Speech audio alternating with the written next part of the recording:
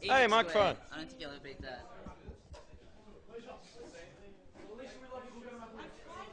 Luke, What? Microphones? how does it work? Check 1, 2. Hey, hey. Okay, guys. Does that do any different? Okay, Troy's here now. We can start. Hey guys. You all saw Qbot in there, the brief wrap-up we did. So, the basic story, you are already have sure our you all first got your fan. head around, but, basically, there's evil Dr. Radius Maximus, his name is, and he was born a circle in a world of squares. Man, that's hard to say. Yeah, I know. And then everybody picked on him his whole life, and they like abused him. His parents abandoned him, and he went through orphanages and all this. It was a really horrible life. And so then he's like all bitter and stuff, and he's old, and he's like circular, and he's like ah. And so then sweaty. and sweaty. And so he decided that he's gonna get his vengeance, and he's gonna make everyone in the world spheres like him, so that they're all unhappy like him. And he builds this death sphere, and at that point, people start to think, okay, maybe we should do something about this guy who's going to turn us all into circles and make us slaves and junk. And so, Professor Emic Squared, who's like a legend. Can we go to Professor Emic Squared, because I like him a lot too. Okay. He's Edward McSquared, but then he got a professor, and now he's Professor Emic Squared. We're pretty clever. Yeah, we like to think so. And he made Qbot, who you all know and love. And, yeah, he's a pretty cool guy. And he can do a whole bunch of things with, like, power-ups and not power-ups. He can just use the tetral blocks. Tetral we used so that, we wouldn't get in trouble or anything, but still. Even though it's an open source sort of thing. Okay. So, Troy, do you want to talk now? Okay, what am I talking about? The end of the story, because I'm the kind of Oh, okay. Well, where's the story slide? I got it. To the left. There we go. Synopsis. Go. We don't have a story slide. Okay, well, you pretty much summed it up anyway, so... No, I didn't sum up, like, the actual game. I summed up pre-game. Hush, Luke, hush. Well, well, that's the main part of the story. Fine. So there's not much else to it other than that. What do you do in the game? Okay, so... Basic platformer. Use the arrow keys. You can set towards if you want. But, it's a platformer, so he can jump and stuff. Yeah, so... It's is a like Mario. two-dimensional playing field, but it'll be three-dimensional model. So it's sort of like Little Big Planet without the levels. Yeah. And, Yep. you use Tetral blocks, which are Tetris blocks. So you have your T shapes and your L shapes and your straight blocks, which everyone loves. And the retarded C's. Those come out of generators, and I do have a picture of generators. You have a picture of the generator? Excellent. Right Yeah, there there. you go. Whoa, Well, okay, what'd you I broke touch? it. That's all right, Just- that's no, it's okay. okay. Just, press that. Yeah, you've got your generator here. So basically, Qbot comes up here, pulls the switch, a block will fly out of the top and you'll catch it, which you can then use to build bridges and that sort of thing, build towers to block off enemies, all sorts of crazy stuff. Or you can just squash enemies with them, which I think is more fun. You can throw them at the enemies as well. Question? Do you get to like rotate blocks? Yeah. Absolutely, There's yeah. a rotate button, and you just spin it, and they like rotate it. You only get to use that block once, and if it doesn't lock into position within a second, it will break. It falls and shatters. Yeah. So, what else? Any other questions about the gameplay? Is it possible to, with the shape, Yeah. create other things? So take the Lego games, for example, you can move the pieces into place, but you can also move them into different areas. So, like, you mean the blocks that are already down, pick them up, or do you mean, yeah? Well, there will be some that you can pick up, and you can see what they are because they're Tetris blocks and they're all cut into squares, whereas everything you can't move is just solid. There are some around the environment that you can find that you can pick up as well. Yeah. So some of the missions in a free roaming mode, which we might have, will be like rebuild this house for us so we can live there again, and we'll give After the Syrians belted it up because they're mean. One of the other main points is the power-ups. Less emphasis on power-ups as the building, but power-ups stuff like laser blasts, which come out of his face because his face is actually a fully functional a LCD LED screen. LED screen, yeah. I thought we were LED. going with Sorry, LED. it is Whatever. LED. It's not like it needs to be specified. It's a screen. It's a screen. And a grappling hook for swinging across platforms, that sort of thing. Spiked and picking hands. up blocks that aren't directly opposite you, because you Yeah, have that's to right. pick up blocks that are, you know, landing on you. With a grappling hook, you can pick up blocks that are across the other side of the room. And like a little Starman, invulnerability for a short Yeah. time. So Uh, yeah, like Yeah, I don't Yeah. think we can use that. Probably not. Cubot has a spin attack also that can fend off enemies, but it doesn't do any damage unless you get the spiked hands. that power. kills them. So otherwise, it'll And, just knock and them back. it's just really cool because the power ups are floppy disks, and he And throws the- them up and they land in the top of his into head his like head. a reverse toaster. Yeah. So yeah, Yep, Cubot, titular hero, I should say. It's LCD Titular. screen. Titular. Oh, you did Yes, say it does LCD. LCD. Evil Doctor Radius. Do we have a Professor picture Emmett of Squared. Radius Maximus? I think we should Not summon on Radius here, but we Maximus. do on your laptop. Okay. Darcy's I'll- laptop. No, No. I think I have it. Yeah, you do. So It'll be in the at the PDF. very end of the game, This is a after minor you- spoiler, so shut your Yeah, eyes yeah, if you yeah. don't want to see if it. you don't want to know, after you've blown up the Death Sphere by clogging cogs with blocks, because that's how you do everything, you'll fight Maximus, and he's in a big mech thing. He's like rah rah rah, alternate out of circles because he's got the circle thing. And then you defeat him by jamming his cogs with blocks, and he takes this potion, and he goes into Maximus Overdrive, which is keep going down. Pretty damn awesome. Kind of just stop. Stop. What? Must Oh, be the wrong that's the file. wrong one. My bad. You need to go to the one on the desktop. Fail. Shut up. Game concept. Sorry, minor technical difficulties. Okay, and now here we go. You see that guy there? He takes a vial of potion and he's like, "Rah!" Where's Yeah, it does a little. Where, It kind of where's looks the like actual every picture? devil ever, but you know. Where's the actual picture of it? Is that just Huh? is that just on a USB? Bitch. I don't know. Doesn't matter. Okay, so yeah. I think we have some more pictures in here. Oh dear. If you guys, what did you do? Control Z. Yeah, just don't save control that. Okay, go back to the slide, and we'll show you the enemies because I made the enemies, so we should show them off. I made because some. You told me how to draw them, but There is no game yet. It's just a we'll concept. make it. Don't worry. Here are we've some of the got, levels. Yeah, that's their experience. Drills can break, flyers can fly, spikes can't jump on. Springy guy bounces around. There's a boxing guy who pushes you but doesn't hurt you. There's a shield guy. A big who- fat one who is fat. Yeah, and you throw blocks at him and he explodes because it's fun. Yeah. Yeah, and basically me and Troy are game design That's and art. Troy. Me and Yeah, Darcy I'm will be Troy, working on that's 3D models. Daniel is a coder and he'll be making puzzles, and Darcy also codes. So that's how we'll get the game done. And we have a friend who does music, so it's like, Can you guys actually see that up there? That's Sorry. What was that question? a rip-off of Pokemon. Yeah, it's our No, team no, name. No, look it. Look, It's Team look, Rock look. It. Rock it, because we rock it.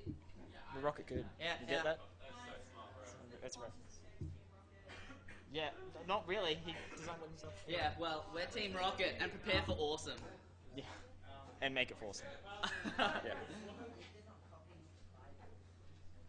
All The right. logo is irrelevant. That was So just a yeah, joke. any other questions? This is Rubik's City, by the way, concept art stuff. Mario and Tetris. And other than that, I have heavy inspiration from stuff like De Blob, which is one of my favorite games ever, made by the brilliant Blue Tongue here in Australia. Everyone should play De Blob. Buy it. It's very cheap at EB Games. And Don't that's tell De him I Blob don't have too. that game. And I am heavily inspired by Little Big Planet. Which Little I Big love. Planet as well is a big one. And Banjo-Kazooie Nuts and Bolts for a bit of the style of the buildings and stuff. You, in the hoodie. No, yeah. If you do get to you put it, would you want to put it on a mobile or do you want to put it like on a PC? PC, I Yeah, think. PC We'll probably port it, but I think we started with enough controls to have it on a mobile application, but it's sort of a bit too complex. It's a for it bit now. complicated, yeah. Maybe a spin-off or something on mobile, but Yeah. it's also made to be flexible to port to stuff like the Wii, To PS3, consoles. and Xbox Granting we 360. get So you could use analog sticks. Yeah, analog yeah. sticks and that sort of thing, and also, you know, Wii Motion Plus. What? Motion Plus? Just Wii Remote? Yeah. Yes, blue jacket. But That would maybe, be an that's a good interesting idea. I have not thought of It that. won't be in the first release, but we'll try. We're Will be patched in. one of the other things we're heavily inspired by, obviously, is Minecraft. So Yeah, we'd probably blocks everywhere. follow Notch's perspective of, you know, releasing an alpha and then letting people put in input like that. Yes, our plush maker. Yeah, we really want to. We're very we're really really excited want about to. it. We're glad you like it so much. Any other questions? Beanie. Beanie. Puzzle game. Problem with RPG games is most puzzles have one solution, and then once you reach the end of the game, there's not much replay value. It's pretty flexible in terms of solution. That was one of the ideas of Tetris, because obviously Tetris you can play over and over again. So there's all sorts of ways you can finish a puzzle. There are some puzzles where you have a key block shape and you need to put a long block in there, or you have to put a T block, and that'll make the gears work and stuff like that. And but then there's other stuff building over. Also, because everything will be made up of basically blocks, it will probably be possible for us to release a level editor and for people to release their own levels online. Yeah. I wasn't listening. What was that? Online levels will probably Yeah. release a level We creator really eventually. like to do something like that. Once Yeah. again, inspired by Little Big Planet. And so, it will never get old. That's right. I'll say it at the end. And also free roaming mode, which I mentioned earlier. We really like the idea of having missions to do. You have to, rescue Cubians, that sort of thing, rebuild buildings, that sort of thing. So that would add a lot of replayability, and even build your own stuff. And also, maybe a 3D version in the future when we get better at programming. Long hair. Are the cubes going, are the Tetris blocks going to be randomly generated, or is it on a pattern, or It depends on the circumstances. Some of them will be randomly generated. I'd say Others the will be level set ones will patterns. probably be set. Yeah. Considering that you have to get a key to a certain, Yeah. you have to have a certain shape to open doors and things like that. It does depend. Yeah. if you make a mistake and the block sticks, is there a way to delete? There'll probably be a way to get You'll rid be of able to those, pick yeah. it up again. You can pick up blocks that you've placed. Yeah, that's in the free roam mode. But in the actual game, like puzzles and that sort of thing, if you accidentally place one, probably get a way to get rid of it, but not like pick it up. Yeah, something like that. Yeah. Or maybe just spinning and smashing. What would your price point be, and what game engine would you use? What game engine? would We you haven't use? really Maybe discussed Java. game engines yet. Yeah, We're we're leaning towards into Java because into Java, we yeah. want to make Minecraft mods as well. So we do need to be able to, because we've learnt some Java. I've been brushing up my skills, and I'm just like, oh, what is this? I've been saying I have, But, but I haven't really. These are the coders, so hopefully they'll come up with the best platform for that. And it's free as far as I'm concerned. If you Has wanna anyone donate, you been can. going to Harry Lee's presentations at all? No? Go He's to really it. He's awesome got one guy. in about 10 minutes. Yeah, actually. I'm sorry to whoever's... Is anyone presenting next? Yeah. Okay. Yeah? Well, sorry. Okay, stick around for them, and then We'll go be straight leaving to at Harry 4:10, Lee's. but Yeah. that doesn't mean we hate you guys. It's He's just Harry Lee's too amazing, and it really inspired us about not selling out, so that sort of thing. Free, in other words. The game will be free, and people can donate what they want. On that note, I think we'll end it there. Very good, guys. Yep, cool. Thank you. Just question over. I was going to ask a quick one, like uber quick. So just quickly, if anyone in there, what's the age target audience? 8 plus. 8+.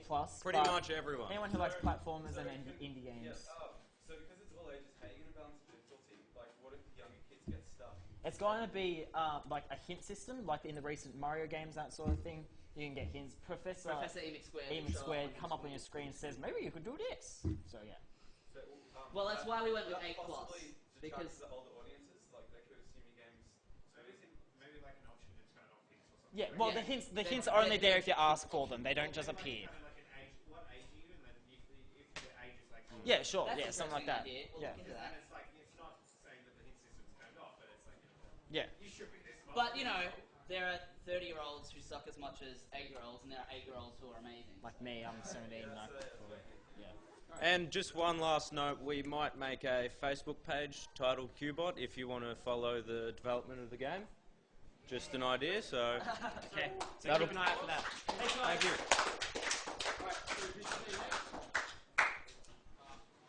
Alright, you guys up? You guys last one? Anyone else?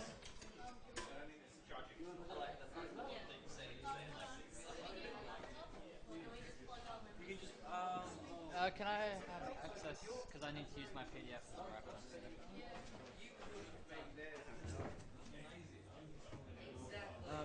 You got the USB?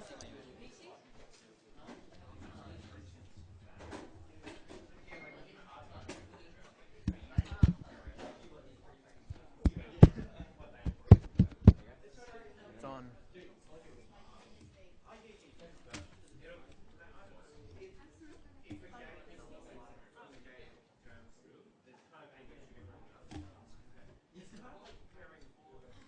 puzzle game and a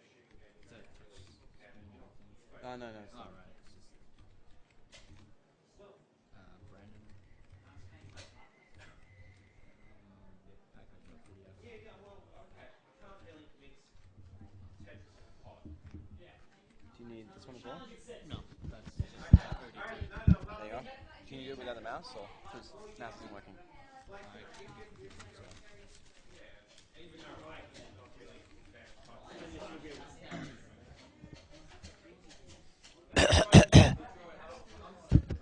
So just to recap, this is a survival horror Pac-Man reminiscent of Amnesia: The Dark Descent and Dead Space in a steampunk sort of aesthetic setting. I'm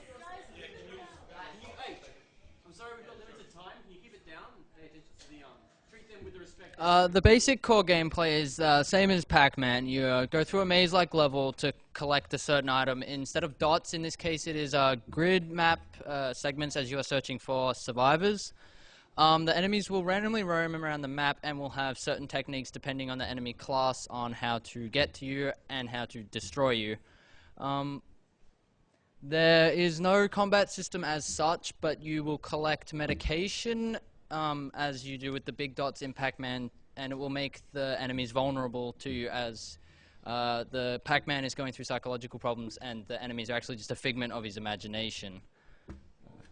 The target platform is PC, as it has more older, dedicated horror fans, and that is the target audience we are going for.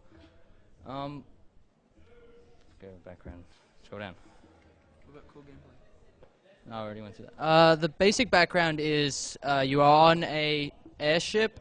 It is on its last journey. You are going to what is called the Arctic Graveyard, a place of no return for airships. Sorry.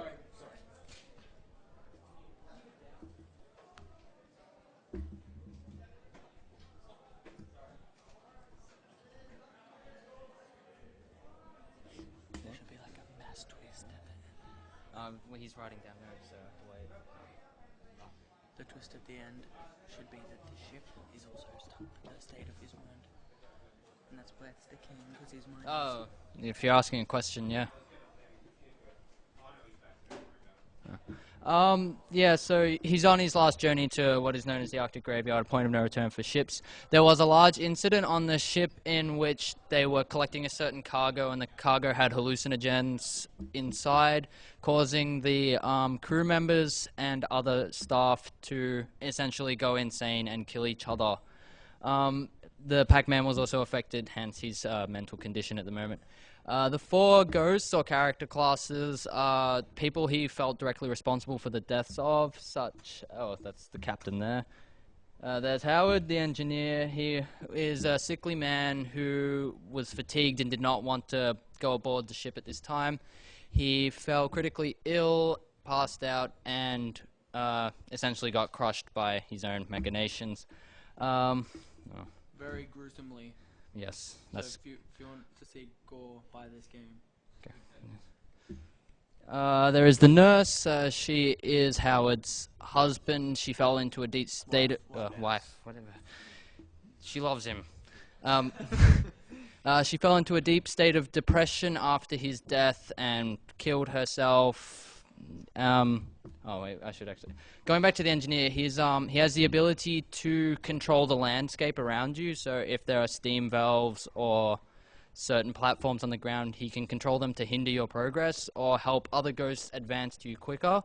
The nurse has the ability to go through crawl spaces, and she is a melee class, so she has faster speed and health. There is Gunnar, the security officer. He was killed during a firefight with bandits that the captain antagonized. There's a robot eye. Yes, he has a robot eye and a robot arm, all in steampunk style, of course. His abilities are, he is slow, but he can attack you from a distance, but he is also stupid and is not good at targeting you. Go down. There is Benny the Navigator, who was bludgeoned to death by the captain during an argument. He has the ability to sort of know where you are at all times, and he can hint towards the other ghosts of where you are.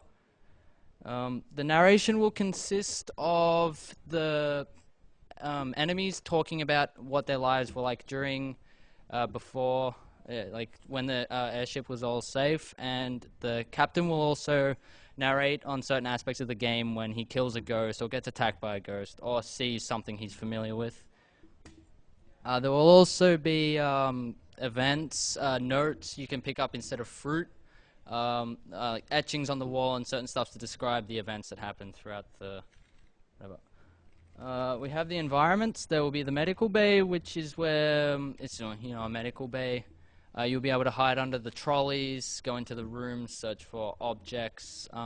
This is where the nurse is prominent, so she will be able to go through crawl spaces and access shortcuts to get to you.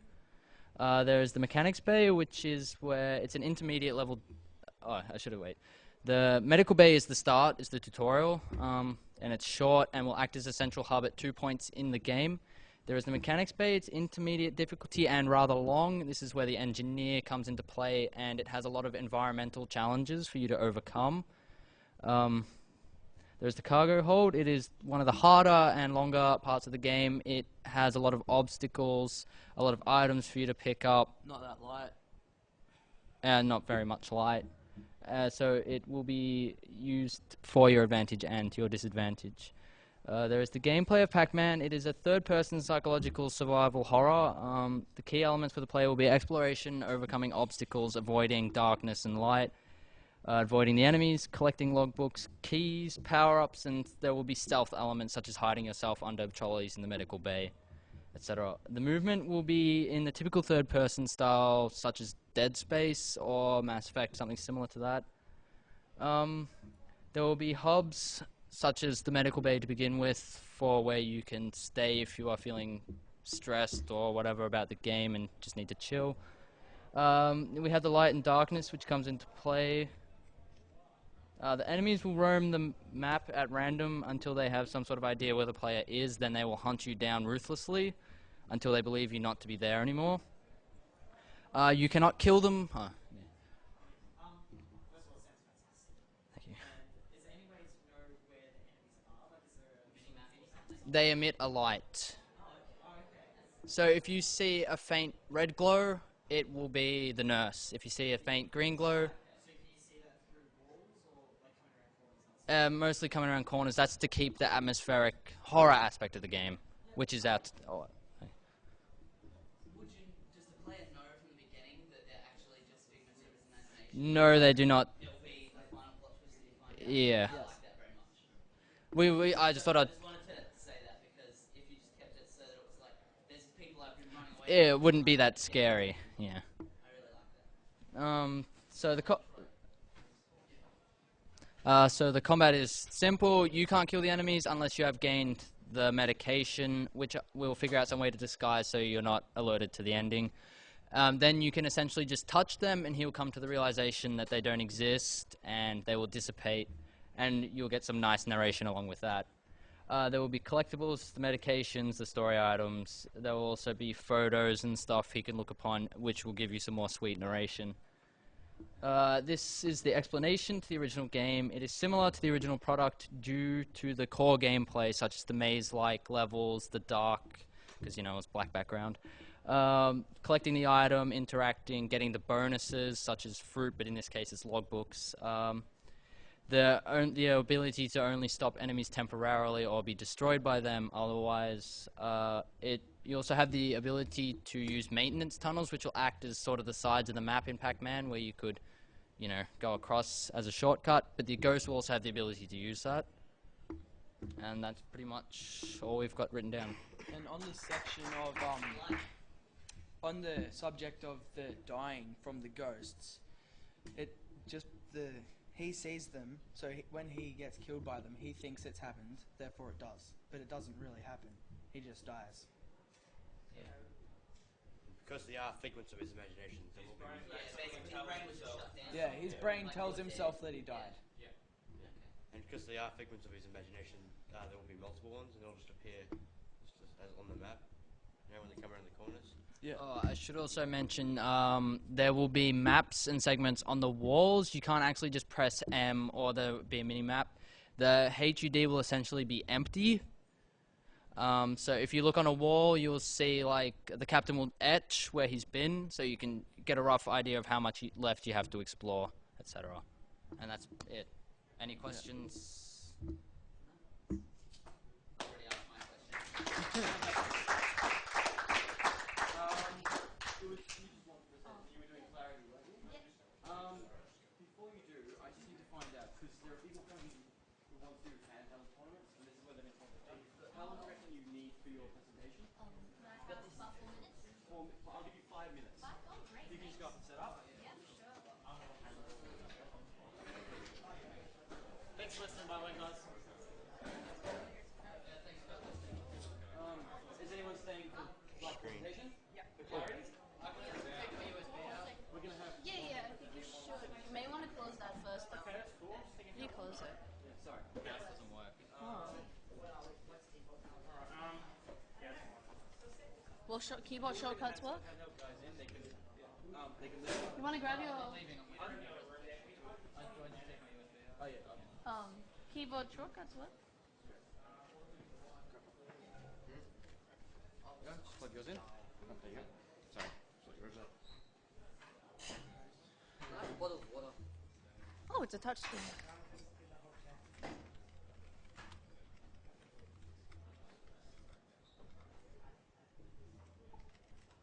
No.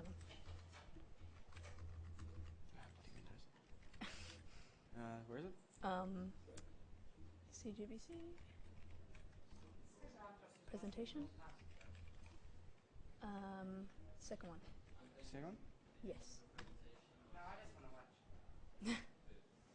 Okay. Yeah? Oh, thank you. Okay. So was everyone sort of like here when I was talking at the start of the thing? So missed it? Yeah? Okay, I'll go through it briefly again. Basically, our story is called Clarity, and it's based on Super Mario Brothers. And we're using elements of the sort of role-playing, action-adventure, clearing linear levels, that sort of thing. You get to collect items, upgrade your weapons, and of course, save the princess. So basically, we start off with, the story begins with either Lucien or Claire sitting at the bedside of his or her friend, because, yes? Is that just an example picture? Is it going to be visual novel style like that? We're actually looking at 3D, like three-dimensional, sort of like, how should I put it? A bit like some of the Wii games, I think. Sort of very simple, clean lines. It's not very complex 3D animation, but all the objects, the furniture, the background is there. So if you sort of think maybe like the DS graphics, it's three-dimensional, but it's not like, say, overly complicated. It's more of a, it's more children aimed and casual.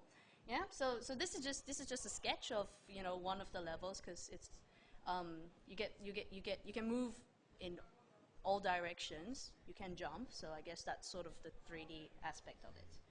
And so the story just starts there, because to save his or her the player's friend from her from the illness, which is caused by the sickness, which is caused by the pollution and smog in the city, they embark on a quest to get rid of this smog. 1 second. Okay. So yeah, as I said, you can play as either the boy or the girl. So this is Lucien, the character, very quick character design for the male character, and this is Claire.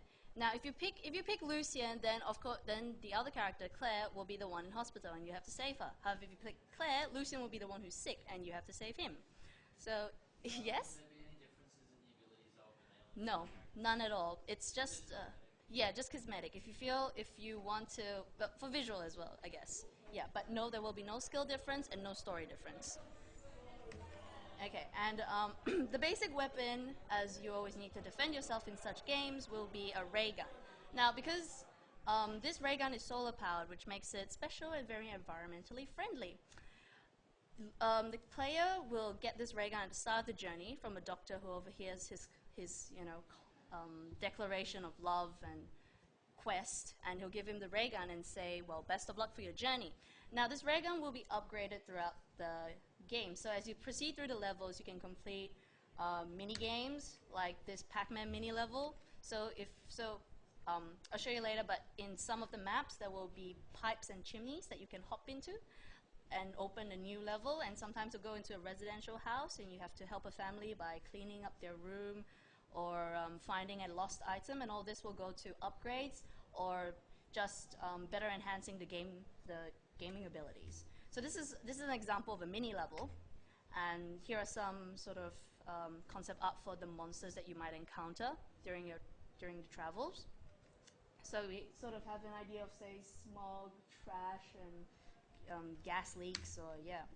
So it's laid out really linearly, like it's just a set level, you follow one path through. You can take a few side quests, but it's not overly complicated. Like it doesn't quite have the detail or the sandbox idea of an RPG. It's quite straightforward. So you start from the hospital and you'll just travel through the residential area. So like say this, you start there, you sort of travel through until you get to the green dot, that green area, which if you hop in, it'll mark the end of the level, and it'll calculate all your points, your enhancements, and then bring you to the next level. So it's sort of like the Mario worlds where you complete one, move to the next one, and just keep going until you reach your princess. So yeah, you start off in the residential areas, which are quite simple. It's mostly just a way to get to know the game. You'll have a quick tutorial, that sort of thing. But once you get to the large industrial level here, the enemies will start to get more numerous because, one, it's factories, there's way more pollution there, and also the factory bosses have heard about your quest, and obviously they don't want you to shut their factories down, so they'll start sending people to catch you, and this sets a time limit for each section of the game. So yeah, this just all helps to keep the game moving, and so it's not meant to be very open world. It's just complete the level as fast as you can, rack up more points, and, well, have fun. Okay, so basically, visually, the game is supposed to be it's supposed to sort of invoke a kind of change. You start out in a really dirty city. It's been polluted for years and years. The atmosphere is horrible. The buildings are disgusting, and, well, it's just not a very nice place to live, and your friend is dying of it. So, but then as you continue to get rid of the smog and the dust on your travels, you will find that the area starts to lighten up. So because as you're getting rid of the smog, more sunlight can come in. So although I haven't illustrated it here, you will find that as you continue through the game, the sky will be noticeably lighter, the buildings will sort of clean up, and also your ray gun will get more powerful because you're sort of getting more sunlight. Yeah? Sorry, you had a question? Oh yeah, that is one way. Yeah, exactly. That's one way to upgrade your ray gun. So, like sometimes if you kill because there's always the option of jumping over the monster in Mario, but if you jump on it and you get rid of it, there are noticeable benefits in the game. So, and of course, if you complete the game successfully, the game will finish with the characters in their new, beautiful, clean city, and yeah. Okay, so things like power-ups. So because there isn't that much sunlight in the game to begin with, so you get light particles that you can collect. I know this is not physically possible, but it's a game. So yeah, and all this will go to power your ray gun, and so as you defeat evil minions and other dust demons or whatever, you will pick up particles of light that will recharge your ray gun and help you advance further, or else you'll just be stuck with no weapon, no nothing. Okay, and so yeah, it's pretty heavily inspired by Super Mario because linear levels, power-ups, extra lives, save the princess, and it's pretty straightforward. It's directed at a young and casual audience, so it's not supposed to be a very epic or huge game. It's meant to be a sort of, it's a stop of fun, and we move on. Okay, and so, yeah, that's pretty much it. Does anyone have questions? Yes? Again, with the ray gun.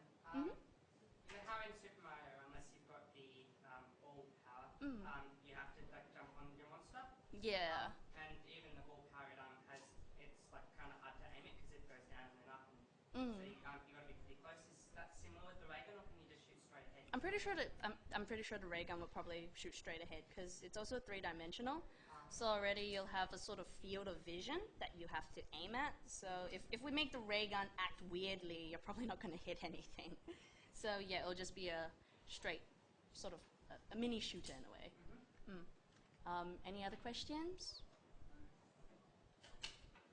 No?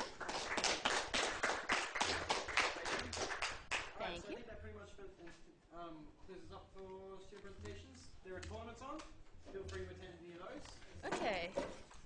And thank you for your patience and your respect. Thank you for listening.